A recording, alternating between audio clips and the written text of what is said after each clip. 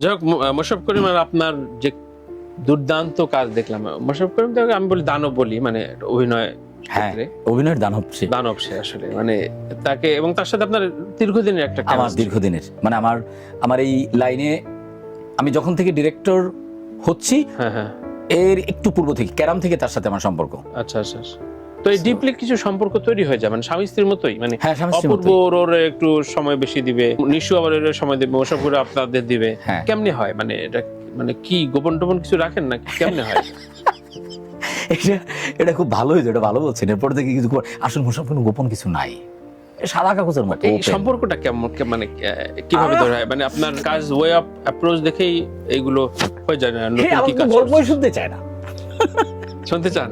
গল্পই তো শুনতে চায় না। এখন যখন আমি একটা আপকামিং, আমার একটা বিজ্ঞাপন আছে, এটা আমি নাম বলতেছি না, এটা ঠিক আছে, ওটা আরেকটা বিজ্ঞাপনের সিকুয়েল করবো, আচ্ছা। কিন্তু বিজ্ঞাপন কি হবে না হবে এটাই তো শুনতে চায় না। আচ্ছা, কবে করতে চাও? টাইম টুমের একটু ঝামেলা আছে, একটু তাড়াতাড়ি জানাইও। মানে এই আস্থার জায়গাটা এই এই আস্থার জায়গাটা এরকম হয়ে গেছে। চলে গেছে।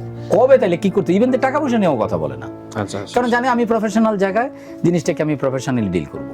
তার কাছ থেকে আমি কিছু সুবিধাও নেই। এইরকম আস্থার জায়গাটা তৈরি করতে একটা নির্মাতার কতদিন লাগে, মানে কতদিন লাগে? লাগে এটা আমি এক্স্যাক্টলি ওইভাবে তো আসলে পরিমাপ করে বলা যাবে না। এটার মধ্যে মনে হয় কিছু জিনিস লাগে। একটা জিনিসটা হলো যে আপনি বন্ধুত্ব করতে গেলে যে জিনিসটা হয়, একটা ট্রান্সপারেন্সি থাকে সম্পর্কের, যে কোনো সম্পর্কের ক্ষেত্রে, স্বামী স্ত্রী বলেন, প্রেমিক প্রেমিকা বলেন। সো আমাদের কাজের যে সম্পর্কটা, এটাও তো মানে প্রেমিক প্রেমিকা, হাজব্যান্ড ওয়াইফ, এটার চেয়ে তো কোনো অংশ কম না। Right right. কারণ আমার একটা ম্যাক্সিমাম সময়ই তো আসলে আমি এখানেই ইনভলভ থাকি, এই কাজ নিয়েই তো ইনভলভ থাকি।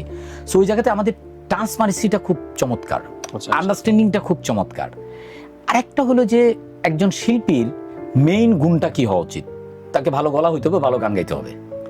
সো আমার মনে হয় যে নির্মাতা এবং অ্যাক্টর অ্যাক্ট্রেসের মেইন যে জায়গাটা হুক করে, এটা হলো তোমাকে অ্যাক্টর হিসেবে ভালো হইতে হবে আর তোমাকে ডিরেক্টর হিসেবে ভালো হইতে হবে।